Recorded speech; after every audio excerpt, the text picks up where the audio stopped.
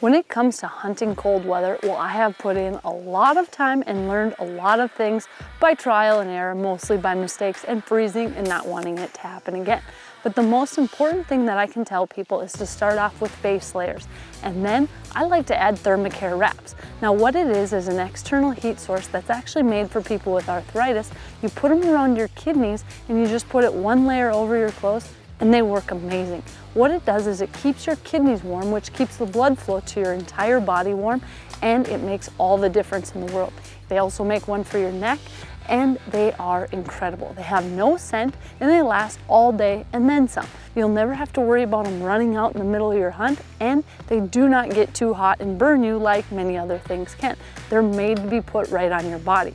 Now I like to have a t-shirt on first before I put them on, but they really do make a big difference. And they're not only for when the weather gets extremely cold, it's also nice to just keep them in your pack year round. Because even if you're out elk hunting or doing something where if the temps drop and you get cold, you may not have enough layers, it's an awesome way to stay warm, and it keeps you less bulky when you're bow hunting.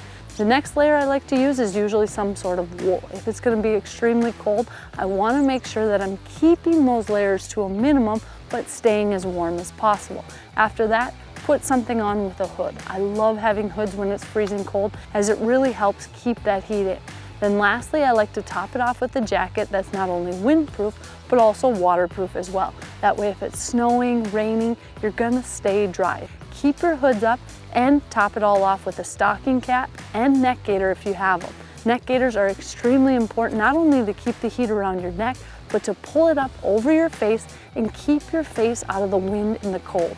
Now another thing, sometimes people's feet get cold, and honestly, I've never found a boot that can keep your toes warm when it gets to 20, 30 below. So what I like to do is use some sort of a boot blanket. What it is simply an oversized boot that zips over your boots already, and you can drop hot hands into them, and it keeps your feet nice and warm. Now this isn't great if you have to walk around, but it's perfect if you're gonna be sitting on stand and you're gonna be there for a while.